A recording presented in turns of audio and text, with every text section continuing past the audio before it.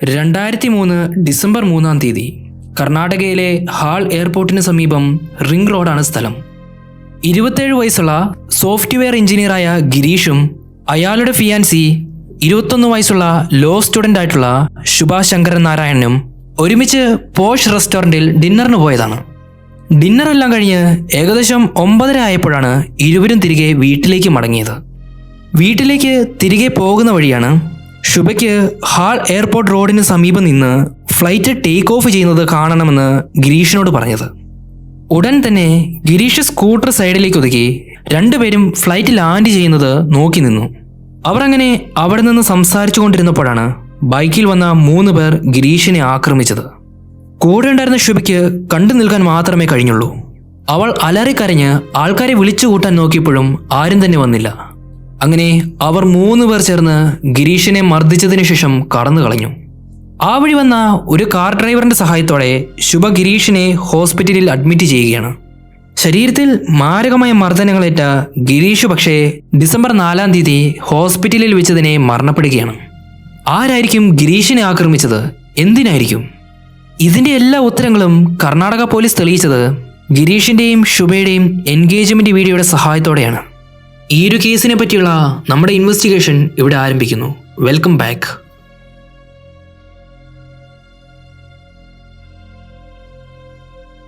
കേസിനാസ്പദമായ സംഭവം നടക്കുന്നത് കർണാടകയുടെ ക്യാപിറ്റൽ സിറ്റി ആയിട്ടുള്ള ബംഗളൂരിലാണ്. 2003 നവംബർ 30-ാം തീയതി ശുഭയും ഗിരീഷ് എന്ന സോഫ്റ്റ്വെയർ എഞ്ചിനീയറും തമ്മിലുള്ള വിവാഹ നിശ്ചയം നടക്കുകയാണ്. ശുഭയുടെ അച്ഛൻ ശങ്കരനാരായണൻ ബംഗളൂരുവിലെ അറിയപ്പെടുന്ന ഒരു ലോയറാണ്. ഏതൊരച്ഛനെയും പോലെ തന്നെ ശുഭയ്ക്ക് വിവാഹപ്രായമായപ്പോൾ അവൾക്ക് അനുയോജ്യനായ ഒരു വരനെ കണ്ടെത്തുകയാണ് അദ്ദേഹം. 27 വയസ്സുള്ള ശുഭ ആ ഒരു സമയം നിയമം പഠിക്കുന്ന ഒരു വിദ്യാർത്ഥിനിയായിരുന്നു. ശുഭയുടെ വരനായിട്ട് അവളുടെ അച്ഛൻ കണ്ടെത്തിയത് ഗിരീഷ് എന്ന പേരുള്ള ഒരു സോഫ്റ്റ്വെയർ എഞ്ചിനീയറിനെയാണ്. ശുഭയുടെ കുടുംബവും ഗിരീഷിന്റെ കുടുംബത്തിനും വർഷങ്ങളായിട്ടും തമ്മിൽ പരിചയമുണ്ടായിരുന്നു. ഗിരീഷ് ബംഗളൂരിലെ ഒരു മൾട്ടിനാഷണൽ കമ്പനിക്ക് വേണ്ടി വർക്ക് ചെയ്യുന്ന ഒരു സമയമായിരുന്നു. അങ്ങനെയാണ് ശുഭയുടെയും ഗിരീഷിന്റെയും വിവാഹ നിശ്ചയം നവംബർ 30, 2003 നടക്കുന്നത്. തൊട്ടടുത്ത വർഷം ഏപ്രിൽ 2004 അവരുടെ വിവാഹവും നടത്താമെന്ന് അവർ അങ്ങനെ അവിടെ വെച്ച് തീരുമാനിക്കുകയാണ്. അങ്ങനെ വിവാഹ നിശ്ചയം നടന്ന് 3 ദിവസം കഴിഞ്ഞ് ഡിസംബർ 3-ാം തീയതി ശുഭ ഗിരീഷിനെ വിളിക്കുകയാണ്. നമുക്ക് 2 പേർക്കും ഒരുമിച്ച് പുറത്തൊരു ഔട്ടിംഗ് പോയാലോ എന്ന് ശുഭ ഗിരീഷിനോട് ചോദിച്ചു. ഗിരീഷ് അതിന് സമ്മതിക്കുകയായിരുന്നു.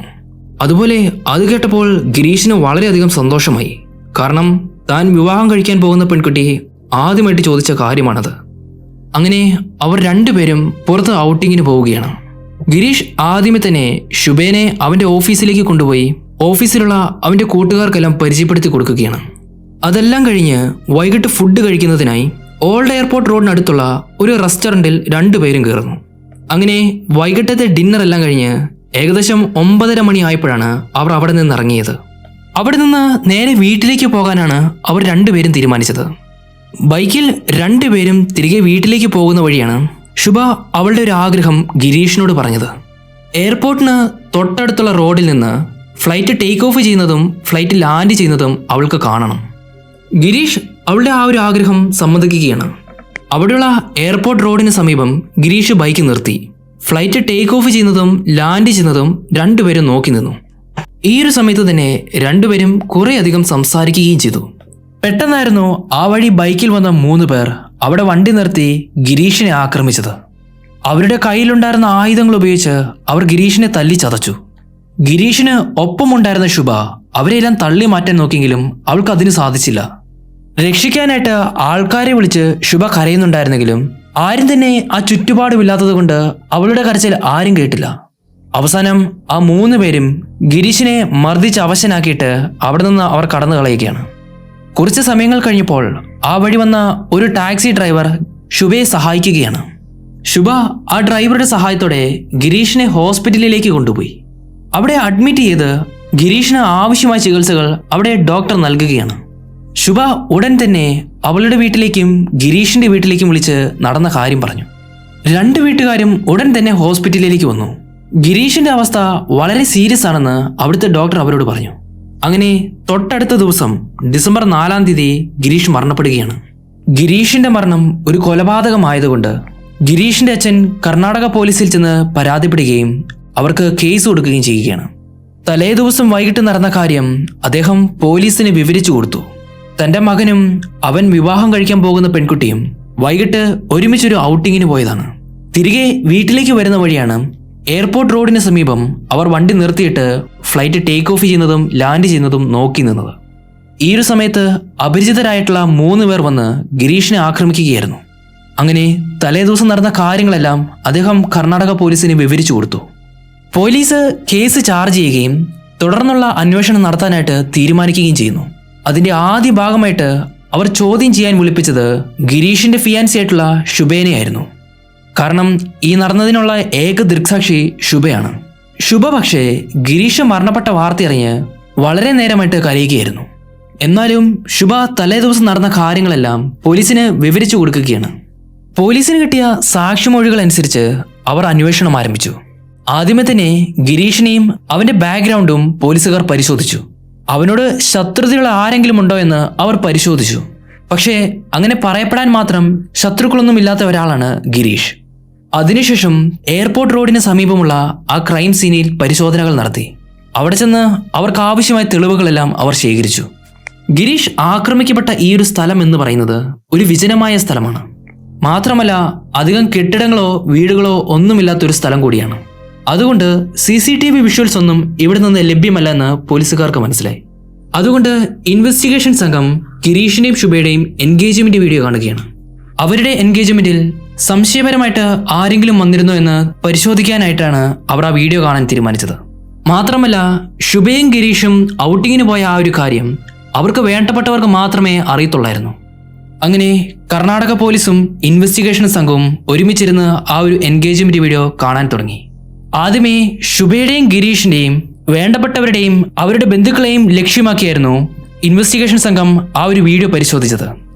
എന്നാൽ അവരുടെ ഭാഗത്തു നിന്ന് സംശയപരമായിട്ട് യാതൊരു പെരുമാറ്റവും ഇല്ലായിരുന്നു. അതുകൊണ്ട് അവർ ആ വീഡിയോ രണ്ടാമത് ഒരു വട്ടം കൂടെ കണ്ടു. ഈ തവണ അവരുടെ നെയ്ബേഴ്സും അവരുടെ ഗസ്റ്റുമായിരുന്നവരെയായിരുന്നു പരിശോധിച്ചത്. എന്നാൽ ഈ തവണ അവരുടെ ഭാഗത്തു നിന്ന് യാതൊരു വിധത്തിലുള്ള സംശയപരമായ പെരുമാറ്റം അവർക്ക് തോന്നിയില്ല. അങ്ങനെയാണ് അവർ 3ാമത്തെ വട്ടവും ആ വീഡിയോ ഒന്നുകൂടെ കാണാൻ തീരുമാനിച്ചത്. ഈ തവണ ശുഭേനെയും ഗിരീഷിനെ മാത്രം അവർ ആ വീഡിയോയിൽ നോക്കിക്കൊണ്ടിരുന്നു. അങ്ങനെ പരിശോധിക്കുന്നതിനിടയിലാണ് അവർ ഒരു കാര്യം ശ്രദ്ധിച്ചത്. ശുഭയ്ക്ക് ഗിരീഷിനോടുള്ള പെരുമാറ്റം അത്ര സന്തോഷത്തിലല്ലായിരുന്നു. ആ ഒരു വീഡിയോയിലുടനീളം അവൾ ഗിരീഷിന്റെ അടുത്ത് നിന്ന് മാറി നിൽക്കാനായിട്ടാണ് ശ്രമിച്ചത്. അവളുടെ മുഖത്ത് ആ ഒരു വീഡിയോയിലുടനീളം യാതൊരു സന്തോഷവുമില്ലായിരുന്നു. ആ ഒരു എൻഗേജ്മെന്റ് വീഡിയോയിൽ മോതിരമാറ്റ ചടങ്ങിന്റെ ഭാഗമായപ്പോൾ ശുഭ ഗിരീഷിന്റെ അടുത്ത് നിന്ന് കുറച്ച് അകന്നിരിക്കുന്നതായിട്ട് അവർ ശ്രദ്ധിച്ചു. അതിന്റെ കൂടെ തന്നെ ഇങ്ങനൊരു ശുഭമുഹൂർത്തത്തിൽ ശുഭയുടെ മുഖത്ത് വളരെയധികം സങ്കടവുമായിരുന്നു. ശുഭയുടെ ഈ ഒരു പെരുമാറ്റത്തിൽ ഇൻവെസ്റ്റിഗേഷൻ ഓഫീസർക്ക് സംശയം തോന്നി. കാരണം ഒരു വരനെയും വധുവിനെയും സംബന്ധിച്ച് അവരുടെ വിവാഹ നിശ്ചയം എന്ന് പറയുന്നത് വളരെയധികം സന്തോഷമുള്ളൊരു നിമിഷമാണ്. പക്ഷേ ഈ ഒരു ചടങ്ങിലുടനീളം ശുഭ സങ്കടത്തോടെയായിരുന്നു ഇരുന്നത്. ആ ഒരു എൻഗേജ്മെന്റ് വീഡിയോ ഇൻവെസ്റ്റിഗേഷൻ ഓഫീസർ ഒന്നുകൂടെ മുഴുവൻ ഇരുന്ന് കണ്ടു. അതിലൂടെ അദ്ദേഹത്തിനൊരു കാര്യം മനസ്സിലായി.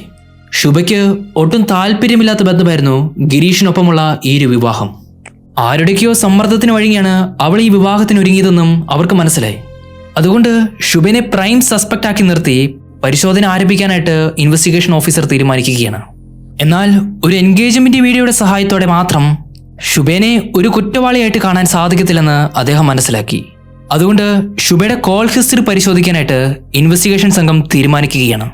എന്നാൽ 2004 എന്ന കാലഘട്ടത്തിൽ ഇന്ത്യയിൽ കോൾ ഹിസ്റ്ററി പരിശോധിക്കുന്ന ആ ഒരു സാങ്കേതിക വിദ്യ എന്ന് പറയുന്നത് അധികം പ്രസിദ്ധി നിറഞ്ഞ ഒരു ഇൻവെസ്റ്റിഗേഷൻ രീതി അല്ലായിരുന്നു.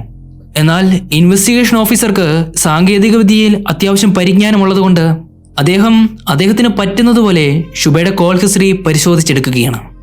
ആ ഒരു സമയത്ത് മൊബൈൽ ഫോൺ ഉപയോഗിക്കുന്നവരുടെ എണ്ണം എന്ന് പറയുന്നത് വളരെ കുറവാണ്. പക്ഷേ ശുഭ ഒരു സമ്പന്ന വീട്ടിൽ നിന്നായതുകൊണ്ട് അവൾക്ക് മൊബൈൽ ഫോൺ ഉണ്ടായിരുന്നു. അവളുടെ കോൾ ഹിസ്റ്ററി പരിശോധിച്ചപ്പോൾ ഇൻവെസ്റ്റിഗേഷൻ സംഘത്തിന് ഒരു കാര്യം മനസ്സിലായി. ഡിസംബർ 3-ാം തീയതി ശുഭ ഒരു നമ്പറിലേക്ക് തന്നെ പലവട്ടം വിളിച്ചിരിക്കുന്നു. ശുഭ വിളിച്ച ആ ഫോൺ നമ്പർ ആരുടേതെന്ന് പോലീസ് പരിശോധിച്ചപ്പോൾ അരുൺകുമാർ എന്ന ഒരു യുവാവിൻ്റെതാണെന്ന് അവർക്ക് മനസ്സിലായി. അരുൺ എന്ന ഈ യുവാവുമായിട്ട് ശുഭയ്ക്ക് എന്താണ് പരിചയം, ഇവർ തമ്മിലുള്ള റിലേഷൻ എന്താണെന്ന് പോലീസുകാർ പരിശോധിച്ചു. അരുണിന്റെയും ശുഭയുടെയും ഡീറ്റെയിൽസ് കളക്ട് ചെയ്തപ്പോൾ പോലീസ് ഇൻവെസ്റ്റിഗേഷന് ഒരു കാര്യം മനസ്സിലായി. ഇരുവരും പഠിച്ചത് ഒരേ കോളേജിലാണ്. ശുഭയാകട്ടെ അരുണിനേക്കാളും 2 വയസ്സ് മൂത്തതാണ്. ഈയൊരു കൊലപാതകവുമായിട്ട് ശുഭയ്ക്കും അരുണിനും എന്തെങ്കിലും ബന്ധമുണ്ടോ എന്ന് അറിയുന്നതിനു വേണ്ടി ഡിസംബർ 3-ാം തീയതിത്തെ ഇരുവരുടെയും ലൊക്കേഷൻ പോലീസ് പരിശോധിക്കുകയാണ്. ശുഭ ഗിരീഷിന്റെ കൂടെ ആയിരുന്നതുകൊണ്ട് വൈകിട്ടത്തെ അവളുടെ ഫോൺ ടവർ ലൊക്കേഷൻ എയർപോർട്ട് റോഡാണ് കാണിച്ചത്. അരുണിന്റെയും ആ ഒരു സമയത്തെ ഫോൺ ടവർ ലൊക്കേഷൻ നോക്കിയപ്പോൾ അതും കാണിക്കുന്നത് എയർപോർട്ട് റോഡ് തന്നെയാണ്. മാത്രമല്ല ശുഭ പോയ ആ ഒരു സ്ഥലങ്ങളിലൊക്കെ അരുണിന്റെയും സാന്നിധ്യം അറിയിക്കുന്ന അവന്റെയും മൊബൈൽ ടവർ ലൊക്കേഷൻ പോലീസിന് കിട്ടി.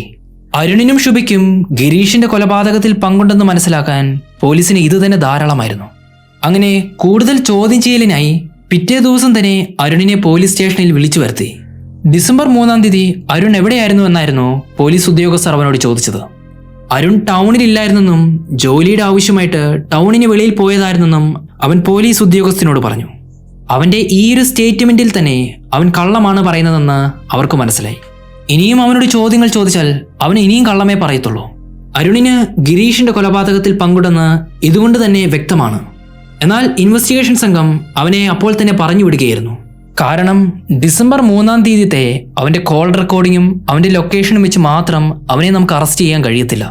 ഇനി അറസ്റ്റ് ചെയ്ത് അവനെ കോടതിയിൽ ഹാജരാക്കിയാലും ഇത് സ്ട്രോങ് എവിഡൻസ് അല്ലാത്തതുകൊണ്ട് ഉറപ്പായിട്ടും അവൻ ഈ കേസിൽ നിന്ന് രക്ഷപ്പെടാൻ കഴിയും. അതുകൊണ്ട് കൂടുതൽ തെളിവുകൾ കിട്ടുന്നതിനും ഇവൻ തന്നെയാണ് ഇതിന്റെ കൊലപാതകമെന്ന് മനസ്സിലാക്കുന്നതിനും വേണ്ടി ഇനിയുള്ള അവന്റെ കോൾ റെക്കോർഡിങ്ങുകൾ പരിശോധിക്കാനായിട്ട് പോലീസുകാർ തീരുമാനിച്ചു. പിന്നീട് അങ്ങോട്ട് അരുൺ പോലീസിന്റെ നിരീക്ഷണത്തിലായിരുന്നു. അരുൺ തിരികെ വീട്ടിലെത്തിയപ്പോൾ അവൻ ആദ്യമേ കോൾ ചെയ്തത് ശുഭേനെയായിരുന്നു. കോൾ ചെയ്ത അരുൺ ശുഭയോട് പറഞ്ഞു, ഇൻവെസ്റ്റിഗേഷൻ ഉദ്യോഗസ്ഥർ ചോദ്യം ചെയ്യലിനായിട്ട് എന്നെ പോലീസ് സ്റ്റേഷനിലേക്ക് വിളിച്ചു വരുത്തിയിരുന്നു. അവർ എന്താണ് ചോദിച്ചതെന്നും എന്താണ് മറുപടി നൽകിയതെന്നും ശുഭ അവനോട് ചോദിച്ചു. അരുൺ അവളോട് മറുപടി പറഞ്ഞു, നമ്മൾ ചെയ്ത കൊലപാതകത്തെപ്പറ്റി യാതൊരു വിവരവും ഞാൻ പറഞ്ഞിട്ടില്ല. കൊലപാതകം നടന്ന ഡിസംബർ 3-ാം തീയതി ഞാൻ ടൗണിലില്ലായിരുന്നെന്നും ജോലിക്ക് ആവശ്യമായിട്ട് പുറത്തു പോയതാണെന്നും പോലീസിനോട് ഞാൻ പറഞ്ഞിട്ടുണ്ട്. ഇവർ രണ്ടുപേരുടെയും ഫോൺ സംഭാഷണം പോലീസ് റെക്കോർഡ് ചെയ്യുന്നുണ്ടായിരുന്നു. കോൾ റെക്കോർഡിംഗ് കേട്ട പോലീസുകാർക്കും ഒരു കാര്യം മനസ്സിലായി, ഇവർ രണ്ടുപേരും ചേർന്നാണ് ഗിരീഷിനെ കൊലപ്പെടുത്തിയതെന്ന്. ഒട്ടും വൈകാതെ തന്നെ അരുണിനെയും ശുഭേനെയും പോലീസ് ഉദ്യോഗസ്ഥർ അറസ്റ്റ് ചെയ്യുകയാണ്. രണ്ടുപേരെയും പോലീസ് സ്റ്റേഷനിൽ കൊണ്ടുവന്ന് അവർ ചോദ്യം ചെയ്യൽ ആരംഭിച്ചു. ഡിസംബർ 3-ാം തീയതിത്തെ അവരുടെ കോൾ റെക്കോർഡിങ്ങും അവരുടെ ഫോൺ ലൊക്കേഷനും എല്ലാ തെളിവുകളും പോലീസ് മുൻപിൽ നിരത്തിവെച്ചു. എന്നാൽ രണ്ടുപേരും പരസ്പര വിരുദ്ധമായിട്ട് സംസാരിക്കുകയും പോലീസിനെ അവരുടെ അന്വേഷണം വഴിതെറ്റിക്കാനും നോക്കുകയായിരുന്നു. അവസാനം പോലീസിന്റെ ആ ചോദ്യം ചെയ്യലിൽ അരുണിന് അവന്റെ ധൈര്യം നഷ്ടപ്പെട്ടു. അവൻ പോലീസിനോട് എല്ലാം തുറന്നു പറഞ്ഞു. അവർ രണ്ടുപേരും ഒരുമിച്ച് ചേർന്നാണ് ഗിരീഷിനെ കൊലപ്പെടുത്തിയതെന്ന്. ഗിരീഷിനെ കൊലപ്പെടുത്തിയതിന്റെ കാരണവും അന്ന് നടന്ന സംഭവവും പോലീസിനോട് അരുൺ വിവരിക്കുകയാണ്.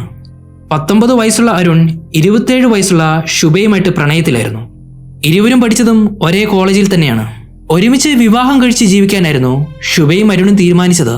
എന്നാൽ ശുഭയുടെ ആ ഒരു റിലേഷൻ ശുഭയുടെ അച്ഛൻ എങ്ങനെയൊക്കെയോ തിരിച്ചറിഞ്ഞു. അവളെ ആ റിലേഷനിൽ നിന്ന് പിന്തിരിപ്പിക്കാനായിട്ട് അദ്ദേഹം ശ്രമിച്ചു. ഇവർ തമ്മിലുള്ള ആ ഒരു പ്രണയം ശുഭയുടെ അച്ഛന് ഒട്ടും താല്പര്യമില്ലായിരുന്നു. അതിന്റെ പ്രധാന കാരണമായിട്ട് അദ്ദേഹം കണ്ടത് അരുൺ ശുഭേനേക്കാളും 7 വയസ്സ് ഇളയത് എന്നതാണ്. ഈ ഒരു കാരണം കൊണ്ട് തന്നെയാണ് അദ്ദേഹം പെട്ടെന്ന് തന്നെ ശുഭയുടെ വിവാഹാലോചന നടത്താൻ തീരുമാനിച്ചത്. അവളുടെ വരനായിട്ട് അദ്ദേഹം കണ്ടെത്തിയത് ഗിരീഷിനെയാണ്. ഗിരീഷ് ഒരു സോഫ്റ്റ്വെയർ എഞ്ചിനീയറും ഉന്നത വിദ്യാസമുള്ള ഒരാളായിരുന്നെങ്കിലും ശുഭയ്ക്ക് ഗിരീഷിനെ ഇഷ്ടപ്പെട്ടില്ലായിരുന്നു. ഗിരീഷിന്റെ സിംപ്ലിസിറ്റിയും അവന്റെ താഴ്ന്ന രീതിയിലുള്ള ജീവിതശൈലിയുമാണ് അവൾ കണ്ടെത്തിയ അതിന്റെ പ്രധാന കാരണം. അതുകൊണ്ട് തന്നെ ഗിരീഷ് അവളുടെ ജീവിതത്തിന് ചേരത്തില്ലെന്ന് അവൾ മനസ്സിലാക്കി. അന്വേഷണത്തിനിടയിൽ തന്നെ ശുഭയുടെ എൻഗേജ്മെന്റിന് അവളുടെ ബ്യൂട്ടീഷ്യൻ ആയിട്ടുണ്ടായിരുന്ന ഒരാൾ അവളെപ്പറ്റിയുള്ള ഒരു വിവരം പോലീസ് ഉദ്യോഗസ്ഥർക്ക് നൽകിയിരുന്നു. ഈ കല്യാണം നടക്കത്തില്ലെന്നും ഒന്നുകിൽ ഞാൻ ഒളിച്ചോടുകയോ ഇല്ലെങ്കിൽ ഗിരീഷിനെ കൊല്ലുകയോ ചെയ്യുമെന്നും ശുഭ അന്ന് ബ്യൂട്ടീഷ്യനോട് പറഞ്ഞിരുന്നു. ശുഭ ഗിരീഷുമായിട്ടുള്ള എൻഗേജ്മെന്റിന് തയ്യാറായത് അവളുടെ അച്ഛൻ്റെ സമ്മർദ്ദം മൂലം മാത്രമാണ്. പക്ഷേ ഗിരീഷിനെ വിവാഹം കഴിക്കാൻ താല്പര്യമില്ലാത്ത ശുഭ ഗിരീഷിനെ കൊന്നുകളയാനായിട്ട് തീരുമാനിക്കുകയാണ്. ശുഭ അരുണിന്റെ കൂടെ ചേർന്ന് ഗിരീഷിനെ കൊല്ലാനുള്ള പ്ലാനുകളെല്ലാം ഒരുക്കി. ഗിരീഷിനെ കൊല്ലാനായിട്ട് ശുഭയുണ്ടാക്കിയ പ്ലാനിന്റെ ഭാഗമായിരുന്നു വീഡിയോയുടെ ആദ്യം പറഞ്ഞ അവർ രണ്ടുപേരുടെയും ആ യാത്ര. അരുൺ അങ്ങനെ ഒരു ലോക്കൽ ഗുണ്ടയായിട്ടുള്ള വെങ്കടേശ്വറിന്റെയും അയാളുടെ സഹായി ദിനേഷിന്റെ സഹായത്തോടു കൂടെ ഗിരീഷിനെ കൊല്ലാനുള്ള എല്ലാ ഒരുക്കങ്ങളും നടത്തി. അങ്ങനെ ഇരിക്കെയാണ് വീഡിയോയുടെ ആദ്യം പറഞ്ഞതുപോലെ ഡിസംബർ 3-ാം തീയതി ഗിരീഷും ശുഭയും ഒരു ഔട്ടിങ്ങിന് വെളിയിലിറങ്ങുന്നത്. അവർ അങ്ങനെ വെളിയിലായിരിക്കുമ്പോൾ ശുഭ അരുണിന് എല്ലാ വിവരങ്ങളും ഫോൺ കോൾ വഴിയും ടെക്സ്റ്റ് മെസ്സേജ് വഴിയും അയക്കുന്നുണ്ടായിരുന്നു. അവർ യാത്ര ചെയ്യുന്ന ലൊക്കേഷനും എല്ലാ വിവരങ്ങളും ശുഭ അരുണിന് കൈമാറി. അങ്ങനെയാണ് റിംഗ് റോഡിന് സമീപം വിജനമായ പ്രദേശത്ത് വണ്ടി നിർത്തി ഗിരീഷും ശുഭയും ഫ്ലൈറ്റ് ലാൻഡ് ചെയ്യുന്നതും ഫ്ലൈറ്റ് ടേക്ക് ഓഫ് ചെയ്യുന്നതും നോക്കി നിന്നത്. അങ്ങനെ ഈ സമയത്ത് തന്നെ അരുണും വെങ്കടേശ്വറും ദിനീഷും ഗിരീഷിന്റെ അടുത്ത് വന്ന് അവനെ മർദ്ദിക്കുകയാണ്. അവരുടെ കയ്യിലുണ്ടായിരുന്ന ഒരു ഇരുമ്പ് ദണ്ട് ഉപയോഗിച്ച് അവർ ഗിരീഷിന്റെ തലക്കടിച്ച് അവനെ മാരകമായി പരിക്കേൽപ്പിച്ചു. ചോര വാർന്നു കിടക്കുന്ന ഗിരീഷ് മരണപ്പെടും എന്ന് ഉറപ്പ് വരുത്തിയതിനു ശേഷമാണ് അവർ 3 പേരും അവിടെ നിന്ന് കടന്നു കളഞ്ഞത്. പോകുന്ന വഴി അവർ ഉപയോഗിച്ച ആ ഇരുമ്പ് വടിയും അവർ ഒരു കാട്ടിലേക്ക് എറിഞ്ഞു കളഞ്ഞു. ഗിരീഷ് ചോര വാർന്ന് കുറെ നേരം നിലത്ത് കടന്നെങ്കിലും ശുഭ കുറച്ച് സമയം കഴിഞ്ഞിട്ട് മാത്രമാണ് ഗിരീഷിനെ രക്ഷിക്കാനുള്ള ശ്രമങ്ങൾ നടത്തിയത്. അത് കഴിഞ്ഞാണ് വീഡിയോയുടെ ആദ്യം പറഞ്ഞ കാര്യങ്ങളെല്ലാം നടക്കുന്നത്. ഗിരീഷ് മരണപ്പെട്ട് ഏകദേശം 50 ദിവസത്തോളമാണ് കൊലയാളികൾ പോലീസിന് പിടികൊടുക്കാതെ ഒളിച്ചു നടന്നത്. അങ്ങനെയാണ് ജനുവരി 24, 2004 ശുഭേനെയും അരുണിനെയും പോലീസ് അറസ്റ്റ് ചെയ്യുന്നത്. അതോടുകൂടെ കൊലയ്ക്ക് കൂട്ടുനിന്ന വെങ്കടേശ്വറിനെയും ദിനീഷിനെയും പോലീസ് അറസ്റ്റ് ചെയ്യുകയാണ്. കൊലയാളികളെ അറസ്റ്റ് ചെയ്ത കാര്യവും അവർ നടത്തിയ ക്രൂരകൃത്യത്തെയും പറ്റി ആ സമയത്ത് സ്റ്റേറ്റ് മീഡിയയിലെങ്ങും വാർത്ത നിറഞ്ഞിരുന്നു. പോലീസ് അങ്ങനെ അവർക്ക് ലഭിച്ച തെളിവുകളും സാക്ഷിമൊഴികളും വെച്ച് ചാർജ് ഷീറ്റ് പ്രിപ്പയർ ചെയ്യുകയാണ്. ശേഷം ആ ചാർജ് ഷീറ്റ് കോടതിയിൽ ഹാജരാക്കുകയാണ്. കുറേയേറെ നാളത്തേക്ക് കോടതിയിൽ ഈ കേസിന്റെ വിചാരണ നടന്നെങ്കിലും ആ കേസ് പിന്നീട് ഫാസ്റ്റ് ട്രാക്ക് കോർട്ടിലേക്ക് മാറ്റുകയായിരുന്നു. 2007 തൊട്ട് 2010 വരെ ഈ കേസിന്റെ വിചാരണ ഫാസ്റ്റ് ട്രാക്ക് കോർട്ടിലായിരുന്നു. അങ്ങനെ മെയ് 2010 ഫാസ്റ്റ് ട്രാക്ക് കോടതി അങ്ങനെ ശുഭ ഉൾപ്പെടെ ആ 4 പേർക്കും ജീവപര്യന്തം തടവ് ശിക്ഷിക്കുകയാണ്. ജൂലൈ 2010 ശുഭ ഒരു ജാമ്യാപേക്ഷ കൊടുത്തെങ്കിലും കർണാടക ഹൈക്കോടതി ശുഭയുടെ ബെയിൽ ആപ്ലിക്കേഷൻ തള്ളിക്കളയുകയായിരുന്നു. പക്ഷേ ശുഭ പിന്നീടും സുപ്രീം കോടതിയിലേക്ക് ജാമ്യാപേക്ഷ നടത്തി. അങ്ങനെ ഓഗസ്റ്റ് 2014 സുപ്രീം കോടതി ശുഭയ്ക്ക് ജാമ്യം കൊടുക്കുകയാണ്. ഈ കേസിൽ പിന്നെ എടുത്തു പറയേണ്ടത് കർണാടക പോലീസിനെയും കേസിന്റെ ഇൻവെസ്റ്റിഗേഷൻ സംഘത്തെയുമാണ്. ഒരു എൻഗേജ്മെന്റ് വീഡിയോയുടെ സഹായത്തോടെ മാത്രമാണ് അവർ ഈ കേസ് തെളിയിച്ചത്. ശുഭ ഒരു പക്ഷേ ഈ വിവാഹത്തിന് താല്പര്യമില്ലാത്ത കാര്യം അവളുടെ അച്ഛനോട് തുറന്നു പറഞ്ഞിരുന്നെങ്കിൽ ഗിരീഷ് ഒരു പക്ഷേ ഇന്ന് ജീവനോടെ ഉണ്ടാകുമായിരുന്നു. ഇല്ലെങ്കിൽ ഒരു പക്ഷേ ഗിരീഷിനോട് തന്നെ ഈ കാര്യങ്ങൾ തുറന്നു പറഞ്ഞിരുന്നെങ്കിൽ ഈ ഒരു സംഭവങ്ങളൊന്നും തന്നെ നടക്കില്ലായിരുന്നു. ശുഭ അതിനുള്ള ധൈര്യം കാണിക്കാത്തതാണ് ഈ കൊലപാതകത്തിലേക്ക് വരെ ഇതെത്തിച്ചത്. ഈ ഒരു കേസിന്റെ മറ്റൊരു വിഷമിപ്പിക്കുന്ന കാര്യം എന്തെന്നാൽ കുറ്റവാളികൾക്ക് ശിക്ഷ വിധിക്കുന്നതിന് മുൻപ് തന്നെ ഗിരീഷിന്റെ അച്ഛൻ മരണപ്പെട്ടിരുന്നു. ഈ കേസും ഇതിന്റെ അന്വേഷണവുമായിട്ട് കൂടുതൽ സമയം ചെലവഴിച്ച ഒരാളായിരുന്നു ഗിരീഷിന്റെ അച്ഛൻ. ഈ ഒരു വീഡിയോ പറ്റിയുള്ള അഭിപ്രായം കമന്റിൽ രേഖപ്പെടുത്തുക. മറ്റൊരു വീഡിയോയുമായി വീണ്ടും കാണാം.